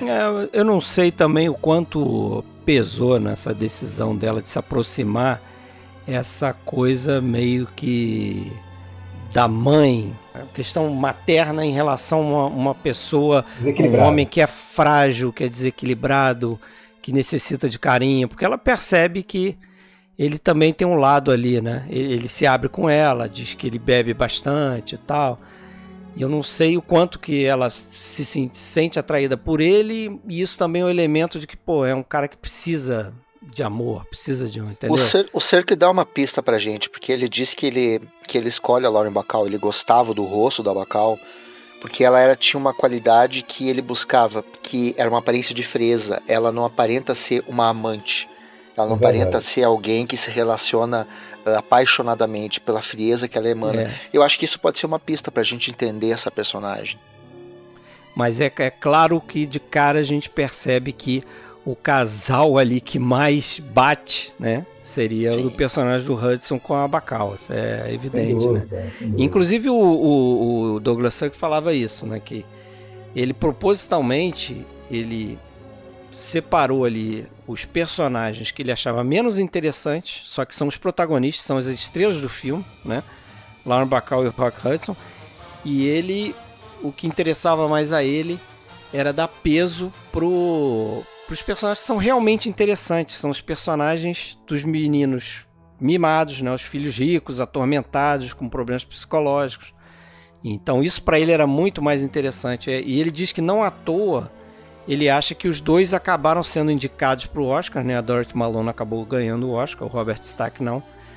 Mas justamente porque faziam papéis mais interessantes, né? Mais camadas, né? Pro ator é mais interessante, O evidentemente. personagem dela, eu acho que mais estereotipada impossível, assim, no sentido de aquela pessoa perturbada mesmo e que quer fuder com a vida de todo mundo ali. Se bem que no final ela tem uma certa redenção, né? Vamos dizer, falar a verdade. É aquilo que o Ross Hunter adorava ver acontecer e o Sirk, no íntimo, ele gostaria que não acontecesse, né? A busca por aquele final feliz. E o personagem do Robert, ele é mais interessante também por conta de tudo aquilo que envolve a classe que ele está representando ali, né? O Alexandre falou do Assim Caminha a Humanidade, etc e tal. A gente vê esse nome Hadley por todo lado, né? Sugerindo que eles controlam tudo e quem pensa diferente está fadado, né? Exato, tá fadado a ficar à margem. E aí, no meio desse contexto, você tem um personagem que tem problema de infertilidade, que vai afetar a virilidade dele. Tem aquela cena que ele sai da notícia do médico, que tem uma criança se embalando num cavalinho ali, que ele fica olhando. Isso aí é a morte pro personagem naquele meio, né? Então não é só a infertilidade, a questão da virilidade, mas também a questão da herança, né? De quem vai seguir tudo aquilo. E lembrar que o pai também morreu meio que em função do desgosto ali, né? Teve um ataque ali no alto da escada. É genial aquela cena, né? Que a gente vê ele caído e a gente vê só as pernas da Dorothy Malone dançando, aquela coisa meio da dançarina, né? Aliás, se tem uma coisa, um recurso narrativo típico de melodrama, eu acho que é esse, né, cara? É uma briga, uma coisa errada lá, causar a morte do personagem, morrer de desgosto, né? A gente vai ver isso no Imitação da Vida, né? O personagem da empregada negra morre de desgosto quando a filha repudia, né, o fato de ser filha de uma negra. Enfim, é a grande sacada do filme, a questão do racismo sendo debatido. Tem uma coisa também nessa cena aí da morte do patriarca ali, né? E ela tá dançando freneticamente com a música alta no quarto. É o figurino dela, né? Que ela tá, se eu não me engano, ela tá de rosa, o quarto é meio rosa mesmo. E o próprio Douglas Sirk, ele falou que nesse filme aqui ele tentou usar cores primárias mais fortes, né? Sem aquelas tonalidades tom mais pastel, suaves e tal. Tom pastel, justamente porque ele sentia que a história era carregada de violência. Então as cores tinham que ter essa intensidade para refletir essa violência, né?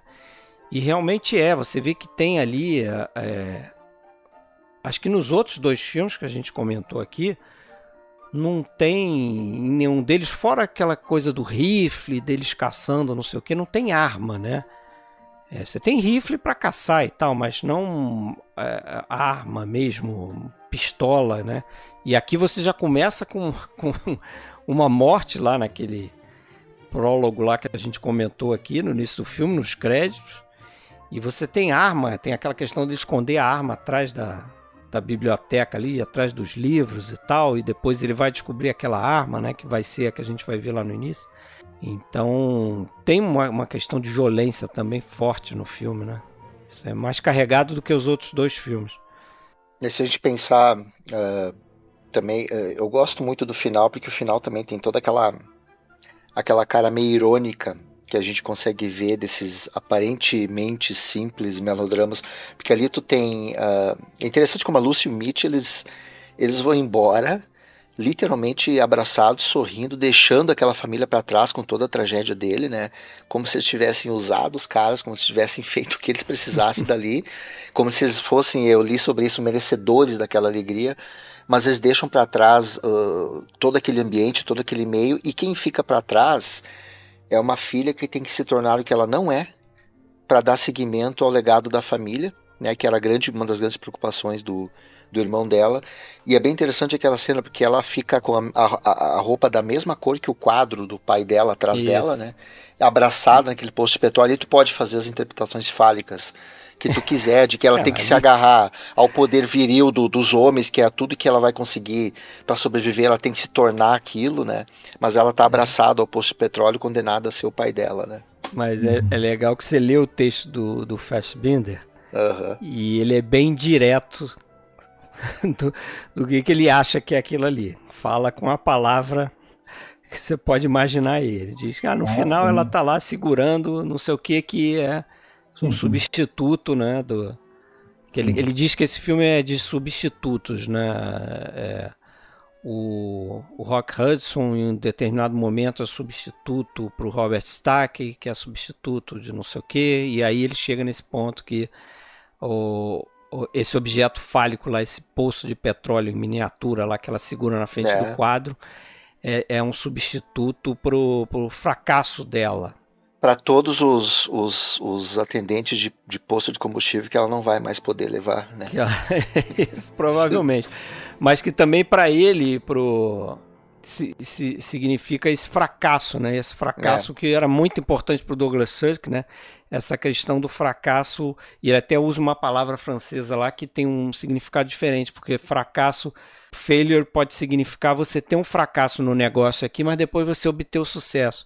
E o Sirk dizia que ele estava interessado naquele fracasso que é o fim mesmo, né? Que não tem escapatória. Para ela é o maior fracasso, né? Porque ela está destinada a ser o pai dela. Está destinada a ser o pai dela, não vai ter o homem que ela ama, que está fugindo com a ex do seu irmão, né?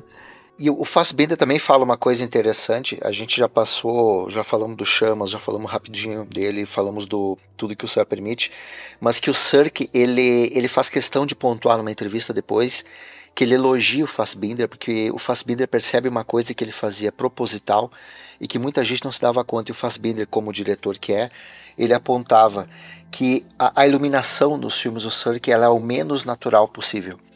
Não no sentido de luz natural, luz artificial, mas que existem luzes e sombras onde não deveria existir no ambiente normal. Que a luz, às vezes não tem justificativa. Não tem justificativa para ter aquela luz. É que nem aquela janela lá no Tudo que o Céu Permite, cara. Porque quem é que vai ter uma janela daquela toda colorida, que a luz vai bater, teu quarto vai ficar todo colorido, esquisito. E é muito dramático isso, que de repente os personagens dão um passo para frente e só os olhos estão iluminados, enquanto do lado tu tem um cara que está totalmente iluminado. Me lembra algumas cenas de outros filmes do Cidadão Kane, por exemplo, do nada tu tem uma luz que incide sobre um personagem e não tem justificativa. E o Sirk faz isso de uma maneira geral em vários filmes. E ele elogia muito o Fassbinder por ter se dado conta disso, do quanto a iluminação ela é programada para a movimentação dos atores, para aquele momento dramático e assim por diante. Um belo estudo aí para quem gosta de fotografia. É um belo estudo complementar a um certo curso de cinema muito bom, está circulando por aí. Um tal da experiência do cinema, não é isso? Vai rolar merchan, depois eu acerto com vocês. Mas pode falar aí, para quem não sabe, para quem não comprou, eu comprei, Alexandre comprou. Eu comprei também. Porra, excelente curso, não vou nem falar o preço porque vou ficar com vergonha de tão barato que é. Professor Fábio Rockenbach, eu vou botar o Douglas Sirk lá também. Bota, é ali. Pra gente fazer o complemento. Porra, Vamos falar um pouquinho do Imitação da Vida? Que eu sei que o Alexandre quer falar sobre ele. Eu gostaria. Falem vocês que esse eu vi faz um tempo e não lembro muito. Lembro que gostei muito, suficiente para guardá-lo aqui, mas tem que rever. Eu até, assim, da minha parte, eu acho que poderia muito bem estar aqui também, num destaque. Para mim, ele está no mesmo patamar, se não é melhor. Porque eu acho que ele tem algo que o... Magnificent Obsession. Que outros filmes não têm, que é justamente isso que o Fábio reforçou várias vezes, né, da exigência do Ross Hunter de final feliz. Aqui A gente não tem isso, né? Aqui a Não gente tem. realmente não tem um final feliz. Pelo contrário, tem uma situação que eu acho que é no cerne do filme, que é essa coisa da personagem da Lana Turner, né, a viúva, na relação com a filha, né, temos uma relação, o filme trata de relação mãe e filha em dobro, né, da Lana Turner com a filha dela e da empregada com a filha dela, né, Juanita Moore, né, que eu acho que é o nome Isso. da atriz, e com a questão racial, né, porque a filha dela é empregada negra e a filha, ela é, vamos dizer, meio a meio, né, ela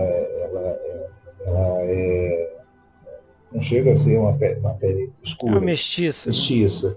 E ela tem uma cena que eu acho que é uma das cenas mais marcantes e talvez discutíveis do filme, é que ela chega a apanhar do namorado, né? O namorado, quando descobre que ela é filha de uma negra, ela apanha por isso. É uma situação absurda, impensável, né? Mas que Eu não acho que seja discutível naquele tempo. Inclusive, eu acho que ela tá ali claro, proposital. claro, para gerar A justamente esse gente, como a gente desconforto, comentou né? antes, Para gerar esse né? desconforto. É um europeu que está ali vendo em 59 o que é essa América, terra da liberdade, onde era bem provável você ter uma mulher apanhando por ter mentido ser filho de uma negra, né?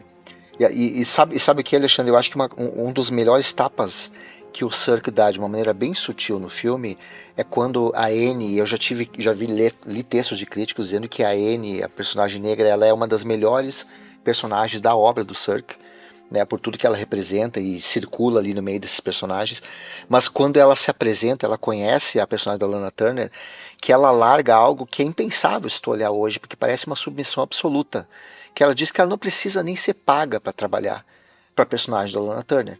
Não precisa me pagar, vai ser um prazer trabalhar para você. Isso para mim é totalmente proposital, né? E também deveria, na época, ter soado como um tapa na cara de muita gente na sociedade americana. Eu não sei se soou assim ou se para muita gente soou natural. Hoje é completamente impensável, né? Mas eu acho que essa cena ali, essa fala, ela é bem emblemática de como o Sirk ele quer mostrar tanta coisa ali de uma maneira bem sutil, bem escondida, mas ele está ali falando muita coisa nas entrelinhas, né? O europeu discutindo a América que ele está morando ali. E é por isso até que esse filme que você citou do Todd Haynes ali, qual que é o nome? O Longe do Paraíso. Longe do Ele Paraíso. acaba fazendo um mix, né, de Douglas Sirk, porque tem a questão verdade. do tudo que o céu permite, né, do casal improvável e com preconceitos envolvidos, e sendo que lá o cara o cara é negro, né, então vai trazer também a questão do racismo que o Sirk está aqui no Imitação, né, que é mais uma refilmagem do John Stahl. De um filme que fez sucesso também, né? Claude Colbert. Esse eu vi também faz tempo. Eu vi os dois filmes há algum tempo e preciso rever.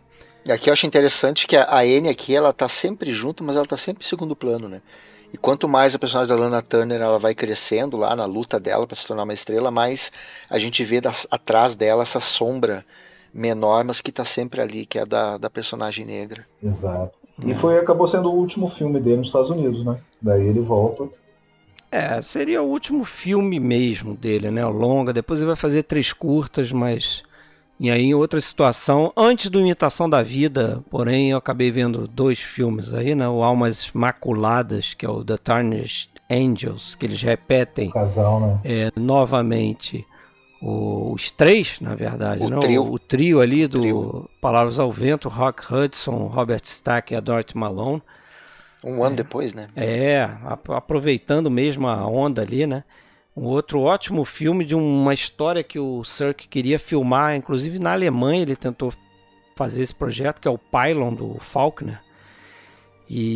Mas dá um ótimo filme também. E depois ele faz em 58 o Amar e Morrer, que é o To Love, A Time to Love and A Time to Die, que eu gostei muito ótimo também. Filme também. Eu tenho minhas críticas em relação ao elenco. Acho que o elenco principal não é muito interessante, mas é um filme que ele conta um pouco dessa passagem dele, Sirk, procurando filho, né? Só que ele inverte ali, no sentido de que você tem a história de um de um rapaz que é um soldado do exército nazista. A adaptação do Remarque também, né? Que Isso, mesmo do nada de novo no Maria front. Remarque, né? Isso, e aí nessa história ele recebe uma folga de 3 semanas, se eu não me engano, para voltar para Berlim. Acho que é Berlim, né, que ele vai. E lá ele procura a família dele, os pais e tal. Acaba se envolvendo com uma ex-colega lá de escola, que ele não via há muito tempo. E depois volta para o front, né? Então essa história dele procurar pelos pais é meio que a história dele, Sirk, procurando pelo próprio filho, que chegou a ser um soldado, se alistou na juventude hitlerista, e como eu falei no início do podcast, morreu lá no fronte russo, lá na batalha entre alemães e soviéticos. E o final desse filme, Amar e Morrer, é uma homenagem ali, ele tenta recriar o que ele imagina que poderia ter acontecido com o filho dele justamente nesse fronte, né? É quase uma encenação dele morrendo pelas mãos de um russo, um tiro, né? Estamos contando o final, mas... Mas eu fico, me dá uma dó. Eu fiquei curioso de ver esse filme, eu corri para ver justamente porque eu fiquei pensando nisso. Você imagina a amargura de um cara que foi casado com uma mulher que, de uma hora para outra, segundo ele falava, se associou lá ao partido, e o filho ele nunca mais viu, e o filho acabou se envolvendo com os nazistas e morrendo ali. Enfim. E ele acabou se aposentando em 59, como o Alexandre falou aí, depois da Imitação da Vida. Foi para a Suíça, onde ele morou e depois morreu. Ele chegou a dar aula, né, na faculdade de cinema e tal. Fez esses 3 curtas. Esse último curta, como eu falei, o Bourbon Street Blues, tem lá a atuação do Fassbinder. E o curta anterior, se eu não me engano, é com aquela Hanna Schigula, sei lá como é que fala ela. Schigula. Do Fassbinder também, do Casamento de Maria Braun. Isso. A atriz ótima também, atriz, né? Que tá relacionada ao Fassbinder. E deu algumas entrevistas que ficaram famosas, como essa do Circle on Circle e outras, né, nos anos 60. Bastante. E aí tem muito isso que o Fábio tinha dito, né? Ele chegou a reagir a comentários sobre a obra dele por outros diretores. Ele chegou a comentar os comentários sobre ele. Ele foi redescoberto na década de 70, né? Como outros cineastas, que a gente já contou essa história aqui, eu acho que era um cara meio que visto como mais um diretor ali, pau mandado do estúdio, né? Fazia uns filminhos. Até os franceses até deram uma certa notoriedade para ele, deram valor para ele, mas não chegou aos Estados Unidos esse reconhecimento. Ele levou muito pau da crítica naquela época, né? Mas é um cara aí que ficou no cânone do cinema clássico e morreu a 14 de janeiro de 87, 89 anos, Sr. Sirk. Príncipe do melodrama. Príncipe do melodrama. Quem que é o rei? Seria o príncipe? Quem que é o rei? Então? Quem que é o rei? Quem será o rei? Sei. Mas é isso, senhores. Tem mais alguma coisa a acrescentar? Vejam os filmes, hein? Vejam os filmes. Nossos ouvintes, procurem os filmes dele. Se dispam de qualquer tipo de preconceito aos exageros para poder curtir, né? Se você não conhece, principalmente você, fã de telenovela, vai curtir. Vejam aí, acho que os principais filmes, esse que a gente comentou, né? Sublime Obsessão, Tudo que o Céu Permite, Chamas que Não Se Apagam, Palavras ao Vento, Almas Maculadas. Imitação da Vida. Imitação da Vida. 6 tá filmes. Aí um bom conjunto de filmes para conhecer o Douglas Sirk. Que década, né? Que década. Tudo na mesma década. Tudo na mesma década. Década de 50, o cara bombou. Isso aí. Fez até Átila, o Rei dos Mundos. É isso aí. Mas é isso, Fábio. Muito obrigado mais uma vez por abrilhantar aqui. Eu que agradeço vocês. Eu que agradeço vocês de novo. Valeu, Alexandre. Isso aí, abraço. Abraço. Though you are gone from me, we never can really be apart. What's written on the wind is written in my heart.